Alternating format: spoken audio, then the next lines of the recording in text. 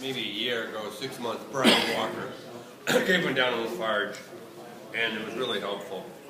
But in Alaska, those oil companies, they cut a check, I think it's yearly, to every resident in the state of Alaska for the oil companies to come in and tap that oil out of their state. Perhaps that might be an avenue for us to pursue here. Hawaii is doing that with wind generation. Right. Yeah, that's energy. That's an interesting energy planning thing. I mean, I would right now our bills are about $26 or $27 on the average bill is for a speed that's called for local lines and services, right? That is the same no matter whether you use $700 worth of electricity or whether you use $7 worth of electricity. Those are the things. Another planning, consumer-based kind of thing that I would start to look at for people rewarding people who are conserving, not by doing a flat charge regardless of the amount of use. Anyway, that's just all that. What are some other things? Yes. The Alaska dividend. The state only gets 1/8 of the oil, and 1/4 of what the state gets is invested mainly in alternative energy and conservation companies. And the interest from that in a rolling 5-year average pays an equal annual dividend to everybody in the state. Just to explain that a little more. It's not directly from the oil, it's investing and getting off the oil. Oh, that's interesting. I'm concerned about, we have 2 coal plants in Wisconsin that in our study area here, one in Genoa and one in Alma.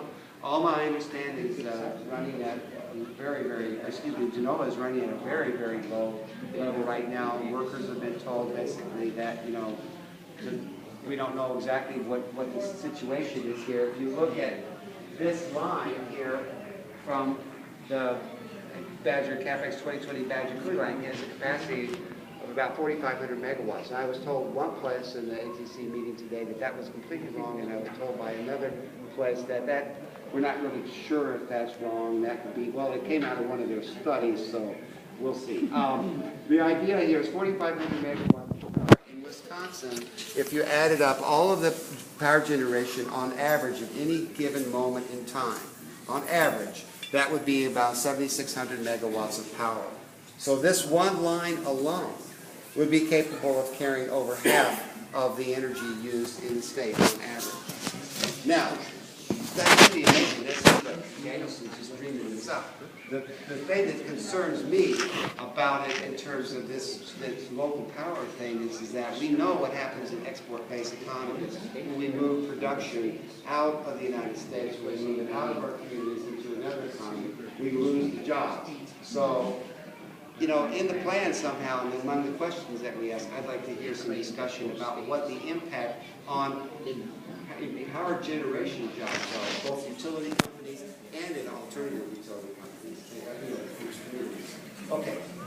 Dan, you made a point not long ago about people just not being aware that this plan has been approved by someone somewhere. Like this is the way. And I talked to some of our representatives, and in reality, they're not aware of what the situation is. So really, our best tool is all of you getting informed and writing, PSC, writing ATC, and saying, this is not the solution that we feel, or I feel is the best solution. Here are some other options, and getting other people informed according to what's going on. Because really,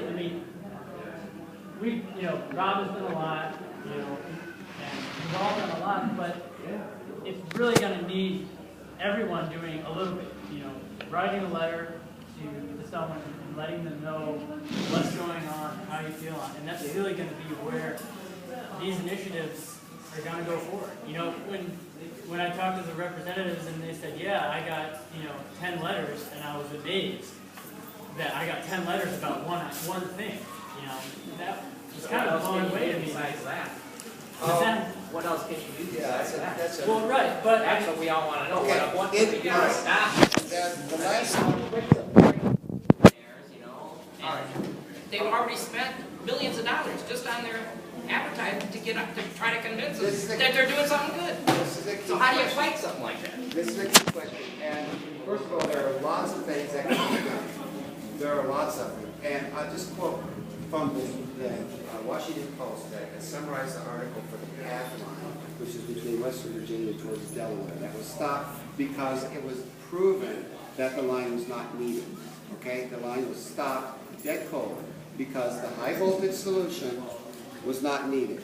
Okay, the first line says, much to everyone's surprise, the public service corporations, the utility companies, and most political representatives, the Allegheny Path line was stopped today because of an informed public. Okay?